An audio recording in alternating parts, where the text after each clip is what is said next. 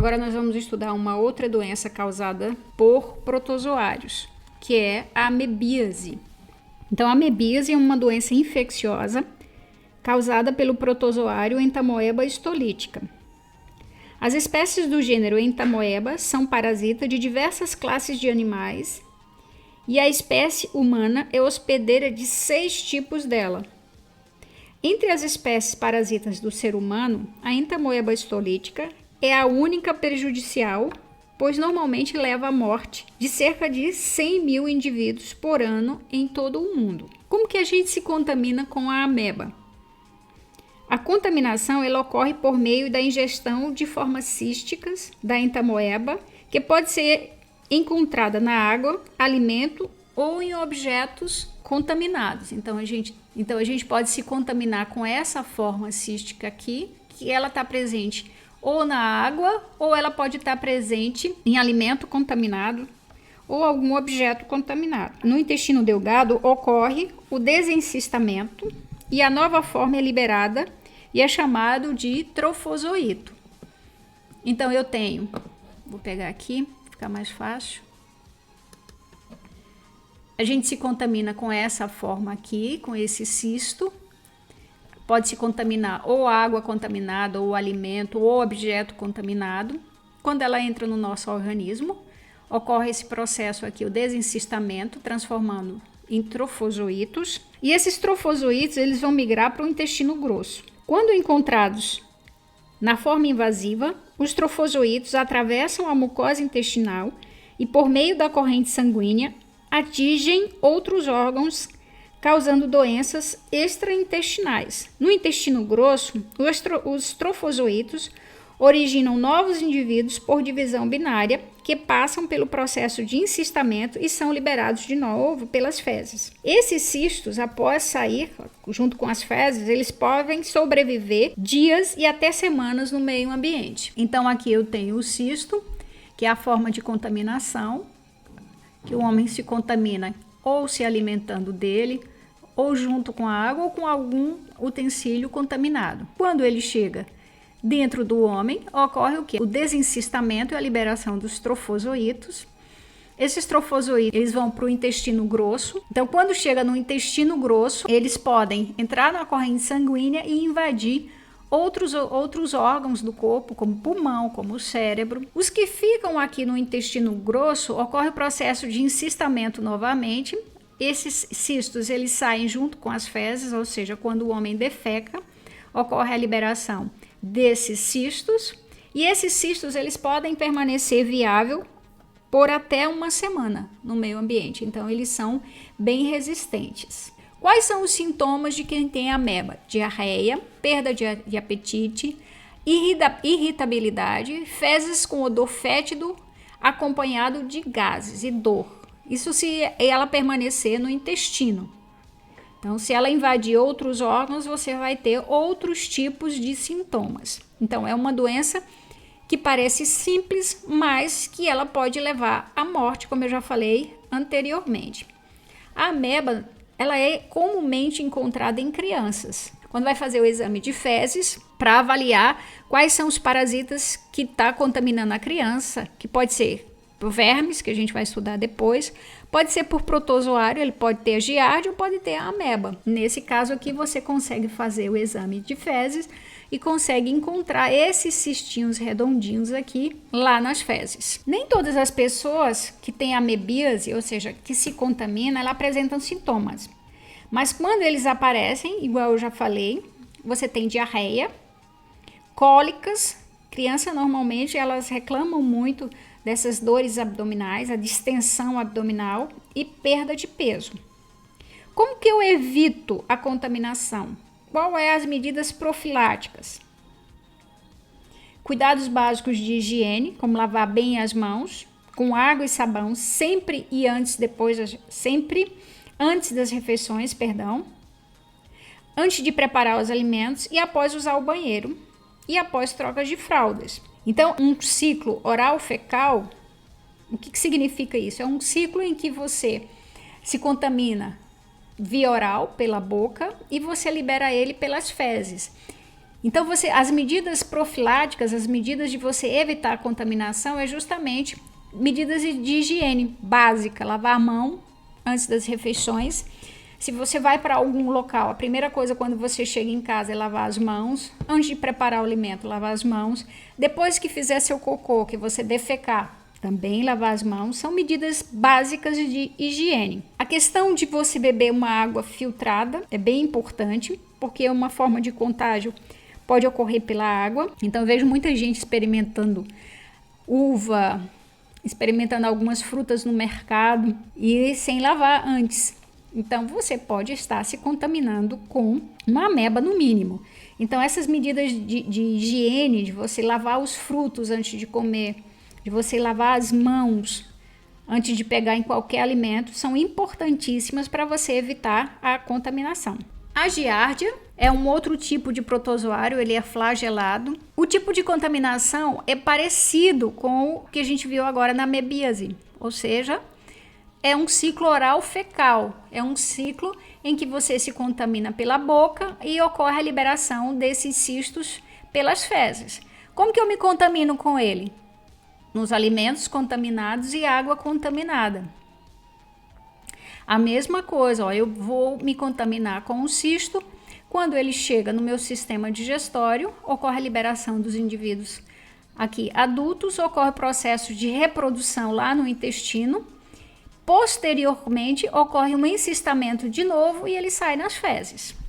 Então, o ciclo é bem parecido com o ciclo da ameba. Quais são os sintomas? Náuseas, vontade de vomitar, azia, diarreias, perda de apetite, irritabilidade e fezes fétidas. São alguns sintomas causados pela giardia. Então, a forma de infecção se dá pelo contato direto ou indireto com as fezes das pessoas infectadas. Como que eu me previno? Como que eu faço para não pegar uma giardia? Medidas de higiene, parecido com a amebíase. Você não se contamina bebendo água e com alimentos contaminados, então a mesma coisa. Lavar bem as mãos depois de ir no banheiro, lavar as mãos depois que chega em casa, vai para algum local, é importante que lave as mãos. Lavar bem frutos, lavar utensílios. Então, ter muito cuidado em questão de baratas, que as baratas elas andam muito em esgotos onde tem fezes, e esses cistos eles ficam agarradinhos lá nas pernas das baratas, e essas baratas elas podem trazer para dentro de casa essa giardia, esses cistos. Então, medidas de prevenção. Então, o melhor meio de evitar essa infecção é a adoção de medidas de higiene. Beber somente água filtrada, lavar bem as mãos após utilizar o banheiro, lavar em água corrente, higienizar frutos, legumes e verduras. Um outro tipo de doença causado por outro protozoário flagelado é a tricomoniase. A tricomoniase é uma doença sexualmente transmissível, embora raramente possa ser transmitido por vias não sexuais, como por exemplo objetos contaminados, toalha, vasos sanitários ou locais públicos. Predominantemente, a tricomoniase é uma doença sexualmente transmissível, mas isso não exclui outras formas de contágio. É muito mais difícil? Mas pode ocorrer. Pode ocorrer que você se contamine com toalhas em vasos sanitários, então tem que se ter cuidado em relação a isso, mas é muito difícil esse tipo de transmissão. Quais são os sintomas? No homem, a sintomatologia é mais discreta. Corrimento uretral, geralmente pela manhã, antes da primeira micção, ou seja, antes do primeiro xixi, bem como irritação na uretra. Quando ele vai fazer xixi, ele sente um ardor quando o xixi vai passando, principalmente na primeira micção, ou seja, no primeiro xixi do dia. A mulher, ela tem mais sintomas, ela tem um corrimento abundante, amarelado, amarelo esverdeado, com um cheiro desagradável que vai causar uma vaginite, que é uma inflamação na vagina, e uretrite, que é uma inflamação na uretra. Medidas de prevenção. As medidas de prevenção estão relacionadas principalmente com doenças sexualmente transmissíveis, como por exemplo, a questão do uso de preservativos, de uso de camisinha para evitar o contágio. Agora a gente vai estudar os ciliados. Até então nós estávamos estudando os flagelados ou mastigóforos E estudamos também os risópodos, que são que a gente viu agora, as amebas. Os ciliados são seres unicelulares que se locomovem através de cílios. Seu representante mais conhecido é o paramécio, que é esse que está representado nessas duas figuras. Além dos cílios, que serve para o uso para movimentação, os ciliados também possuem outras estruturas curtas, semelhantes a pelos que usam para alimentação. Ele tem estruturas que faz a movimentação, que faz com que o alimento venha até ele. Os protozoários ciliados, eles são divididos em de vida livre e parasitas. Os ciliados de vida livre podem viver fora de um hospedeiro e ser encontrado em praticamente qualquer ambiente. Enquanto isso, os ciliados parasitas, eles vivem no corpo de um hospedeiro. Esse que a gente está vendo aqui é um paramécio, ele é de vida livre. Espécies como esse paramécio caudátil pode ser encontrado vivendo livremente em corpos de água doce, onde se alimentam de bactérias. Então, esse daqui a gente consegue ver facilmente no microscópio óptico. Segundo estudos, os cílios também são usados para rastejar ao longo de superfície, bem como para fixação e para percepção do ambiente. Então, ele serve para locomoção, está relacionado à alimentação, à fixação do indivíduo e à percepção do ambiente. Então, além de ajudar o organismo a se mover de uma região para outra, eles permitem que os cílios sintam quaisquer mudança que ocorre no ambiente.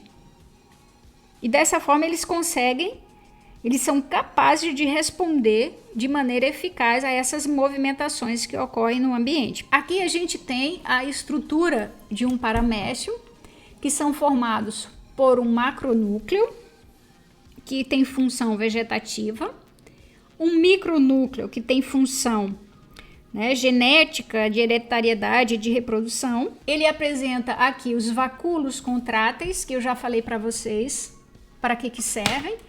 Eles são estruturas para manter o equilíbrio higroscópico, manter o controle osmótico.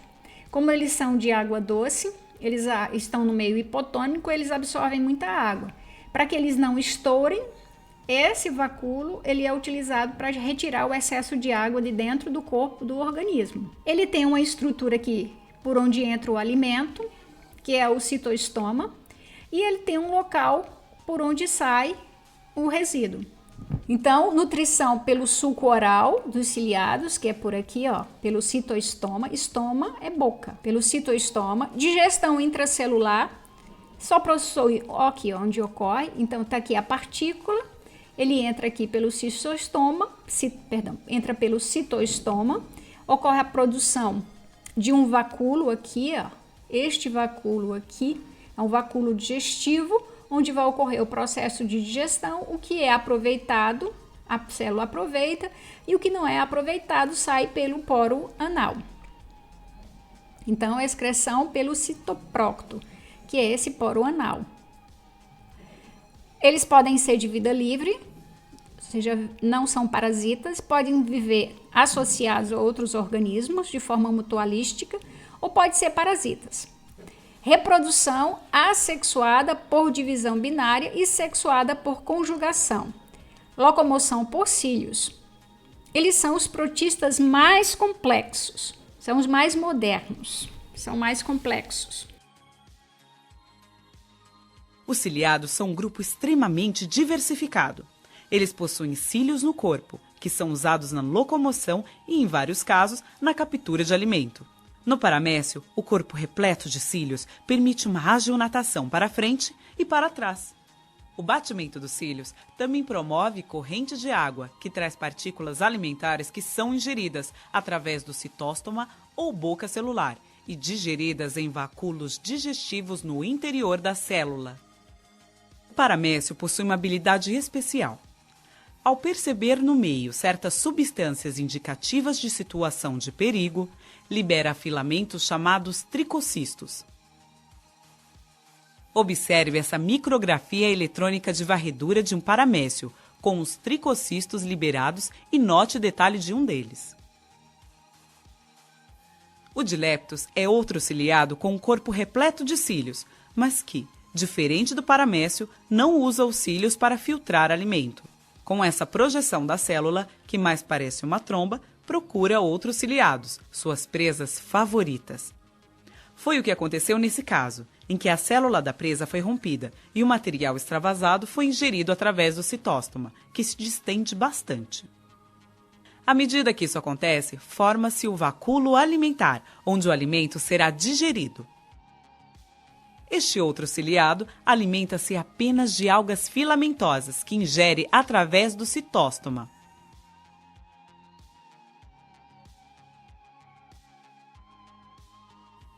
O euplotes é um ciliado curioso, que mais parece um pequeno animal. Ele se desloca sobre o fundo da lagoa usando cílios especializados, chamados cirros. Por meio de outros cílios especiais, filtra da água seu alimento. O stentor é outro ciliado que utiliza cílios especiais para filtrar o alimento. Ele pode se movimentar ou se fixar a um substrato, mudando a forma de seu corpo. Já as vorticelas vivem a maior parte do tempo fixas ao substrato por meio de um longo pedúnculo, que se contrai e se distende. Os cílios especializados promovem correntes de água que trazem partículas para a alimentação. Todos os ciliados são heterótrofos, mas alguns possuem algas simbiontes, como é o caso deste paramécio, que possui em seu citoplasma muitas algas verdes. Nos unicelulares eucariontes que vivem em água doce, muita água penetra na célula por osmose. Isso ocorre porque a concentração osmótica da célula é maior que a da água ao seu redor. O vacúolo pulsátil ou contrátil recolhe e elimina a água que entra em excesso na célula. O número e a forma desses vacúolos variam nas diferentes espécies. Nos paramécios, há mais de um vacúolo por célula. Sua forma é estrelada e sua posição é fixa. Nas amebas, há apenas um vacúolo por célula e ele tem forma arredondada. Por não ter posição fixa, essa organela acaba sendo arrastada constantemente pelas correntes citoplasmáticas.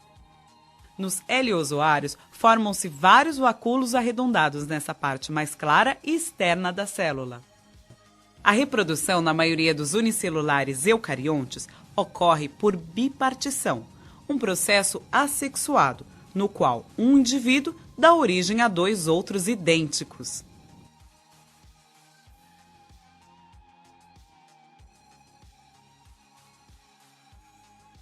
Mas nos ciliados, além da reprodução assexuada, há a reprodução sexuada, na qual dois indivíduos se unem, trocam material genético por meio de uma ponte citoplasmática e se separam.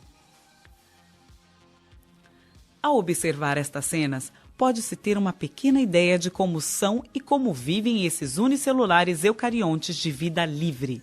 A cada dia, novas espécies são descobertas e novas questões são levantadas acerca destes incríveis micro-organismos que compartilham o meio ambiente com os seres macroscópicos e são parte importante da manutenção do equilíbrio ecológico. Um outro grupo são os esporozoários. Então, já estudamos os risópodos, os flagelados. Os risópodos se locomovem por projeções citoplasmáticas. Vimos os flagelados, que são os ou mastigóforos, que se locomovem por flagelos. Vimos agora os ciliados, que se locomovem por cílios. E nós temos os esporozoários, que são os protozoários que não têm estrutura de locomoção. No grupo dos esporozoários encontram-se os protistas que não têm qualquer tipo de sistema de locomoção. Todos eles são parasitas obrigatórios. O nome apicomplexa, tu pode chamar ele esporozoários ou apicomplexo, vem de uma parte do protista que é responsável pela perfuração da membrana celular das futuras células hospedeiras. Os mais comuns são do gênero Plasmodium, que causa a malária, e do gênero Toxoplasma, que causa a toxoplasmose. Aqui nós temos exemplos dos esporozoários, do Plasmodium, e aqui o que causa a toxoplasmose.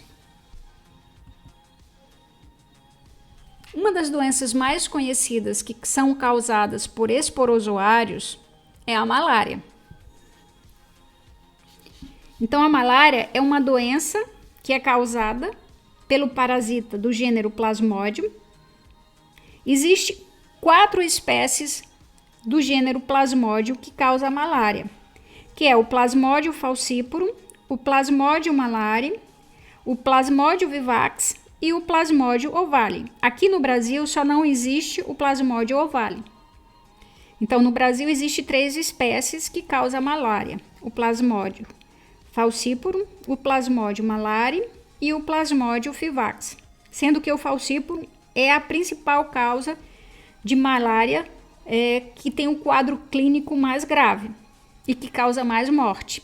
No Brasil, a maioria dos casos de malária, ela se concentra na região norte, ou seja, na região amazônica, como, por exemplo, estados do Acre, Amapá, Amazonas, Maranhão, Mato Grosso, Pará, Rondônia, Roraima, Tocantins. A malária ela não é uma doença contagiosa, ou seja, uma pessoa doente ela não é capaz de transmitir a doença para uma outra. É necessário que haja um vetor. No caso, o vetor é a fêmea do mosquito Anopheles, que é chamado de mosquito prego. Então, esse mosquito ele tem que estar infectado com o Plasmodium. Esses mosquitos são mais abundantes nos horários do entardecer ou no amanhecer. Todavia, eles podem ser encontrados também picando durante o dia, mas é mais comum quando ou ao entardecer ou ao amanhecer. O que ele causa? Quais são os sintomas dessa doença? Febre alta, calafrios, tremores, sudorese, dor de cabeça, que podem ocorrer de formas cíclicas. Dependendo do tipo de parasita que você infectou, você tem períodos intervalados, dependendo do parasita, que a gente vai ver daqui a pouco bem direitinho. Aqui nós temos o ciclo da malária. O ciclo biológico ele é dividido em 2 ciclos. O ciclo esquizogônico, que é assexuado e ela ocorre exclusivamente no homem. E o ciclo esporogônico, que é sexuado e ocorre no inseto. Vamos dar uma olhada aqui no ciclo.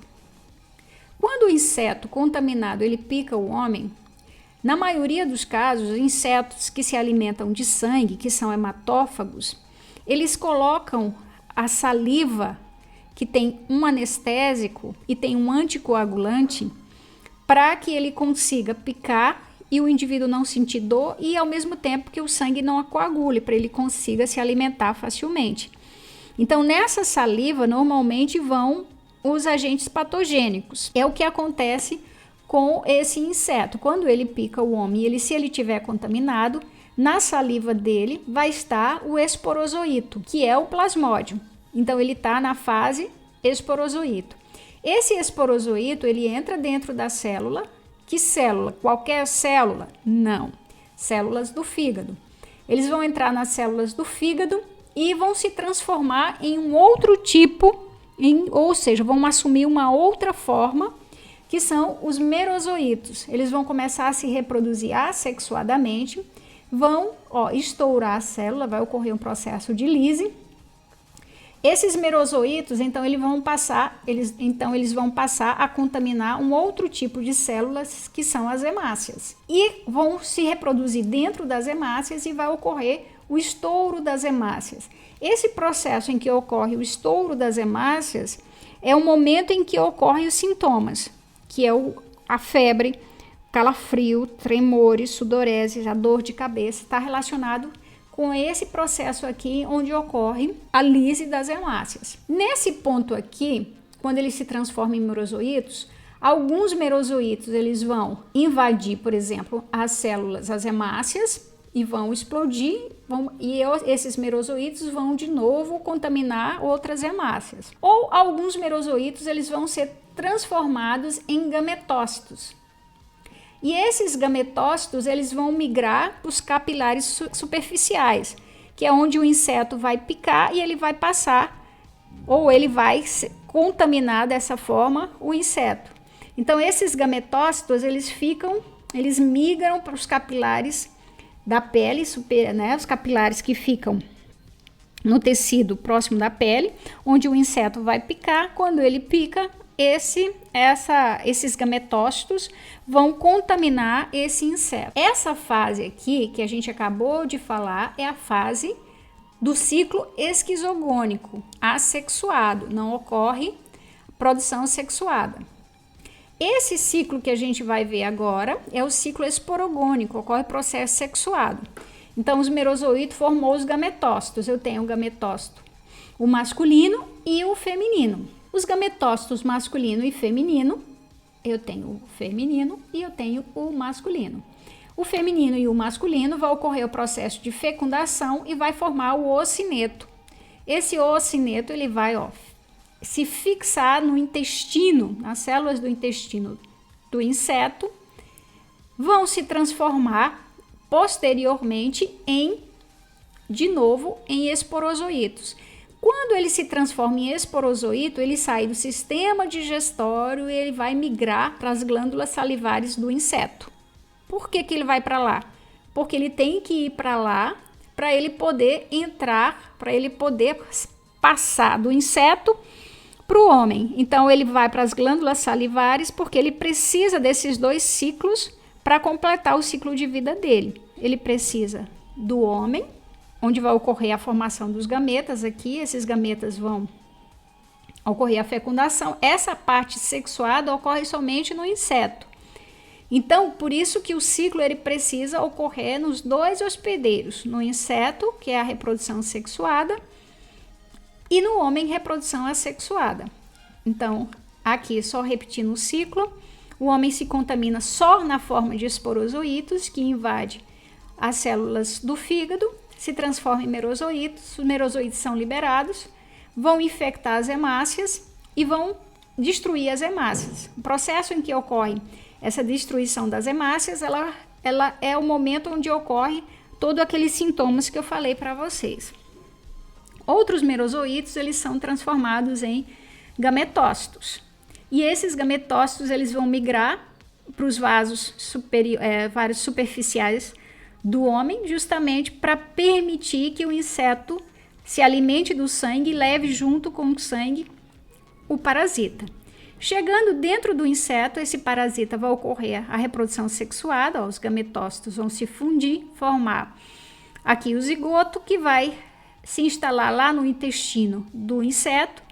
Posteriormente irá ocorrer, eles vão se desenvolver, ocorrer a formação de uma outra forma, que são os esporozoítos, que vão migrar para as glândulas salivares, justamente para que permita que na hora em que o inseto picar o homem, o parasita vá junto e entre na corrente sanguínea e continue o ciclo.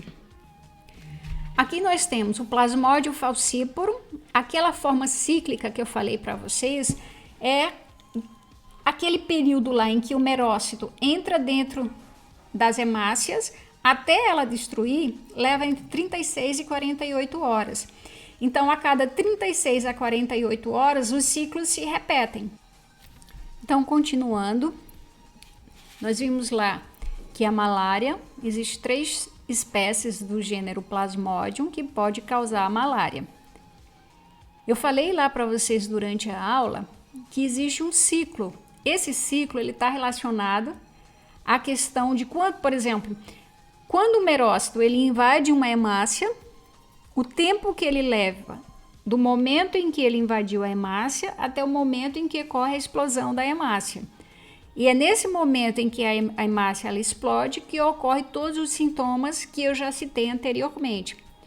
No caso do plasmódio, esse período de invasão dos merócitos para a explosão da hemácia é 48 horas. Então existe um ciclo. De 36 a 48 horas se repetem os sintomas, febre, tremores, calafrios. O plasmódio vivax, 40 e 48 horas, ou seja, a cada 48 horas, a cada 2 dias, ocorre esses sintomas, que está relacionado ao período, do momento em que o merócito invade as hemácias até o momento em que ele explode, em que você tem os sintomas se repetindo em ciclos. O plasmódio malária de 72 em 72 horas, a mesma coisa. Então, ele leva cerca de 72 horas do momento em que o merócito invade a hemácia até o momento em que explode a hemácia. que aí você tem todos os sintomas. Febre, calafrios, calor intenso e sudorese, dores pelo corpo, anemia. Por que anemia? Porque justamente as hemácias que são destruídas por esse parasita. Fraqueza, pele amarelada e calafrios. Daí o nome malária, né? Diagnósticos: exame de sangue em gota espessa, esfregaço de sangue em camada delgada e outros tipos. Tratamentos: quinina, ela vai agir sobre os trofozoítos esquizontes e merozoítos sanguíneos. A cloroquina. Plasmoquinina age sobre os gametócitos e os esquizontes hepáticos. A pirimetamina age sobre as formas hepáticas. Essa parte aqui é só para vocês saberem como que é o tratamento. O que me interessa que vocês saibam realmente é o ciclo e esses tipos de organismos, ou os tipos de parasitas, as espécies que causam a malária. Agora nós vamos estudar as algas. As algas, elas podem ser unicelulares ou pluricelulares, podem ser formadas por uma única célula ou pode ser formado por várias células. Elas habitam mares, lagos, rios, ambientes úmidos. É a base da cadeia alimentar. O que significa dizer? Que você tem a base dessa cadeia alimentar, que tu tem vários organismos que se alimentam dela e desses organismos outros que se alimentam. Então, por exemplo, eu tenho um peixe que se alimentam dessas algas, eu vou ter um peixe maior que se alimenta desse peixe que se alimentou das algas e assim sucessivamente. Responsável pela reposição do oxigênio na atmosfera, uma vez que são fotossintetizantes e o produto da fotossíntese, um dos produtos além do carboidrato é o oxigênio. Elas podem viver livres ou em colônias ou isoladas. Antigamente elas eram classificadas como vegetais, agora não mais. Porque principalmente o motivo é porque elas não possuem estruturas que os vegetais possuem, como raiz, folhas, caules, entre outras características que elas não se enquadram dentro do reino vegetal, por isso que elas foram colocadas dentro do reino protista. Existe o filo Euglenophyta, são grupos que apresentam cerca de 500 espécies, apresentam um núcleo, são flagelados com um ou dois flagelos. Aqui a gente tem as Euglenophytas, são formados por uma única célula. As euglenas são flagelados muito comuns, que possuem cloroplastos, organelas ricas em clorofila, pigmento verde fundamental para a realização da fotossíntese. Nesse processo, sintetizam seu próprio alimento a partir de gás carbônico e água, havendo liberação de oxigênio. As euglenas deslocam-se no meio utilizando o flagelo e procuram locais onde a intensidade de luz seja adequada para a realização da fotossíntese. O estigma, esta estrutura avermelhada, participa do processo de orientação em relação à luz. Filo das pirófitas são as dinoflageladas, são encontradas principalmente em ambientes marinhos, possuem os pigmentos clorofila, carotenos e xantofilas e apresentam dois flagelos para a locomoção. Possui como reserva nutritiva o amido, óleos e amido. Ela causa a maré vermelha, aqui tem um exemplo, a superpopulação de dinoflagelados provoca um fenômeno que é conhecido como maré vermelha, que a gente está vendo aqui. Nessas circunstâncias, a grande quantidade de catabólicos tóxicos eliminados na água por esses protistas provocam a morte de peixes, crustáceos, tartarugas, focas, entre outros.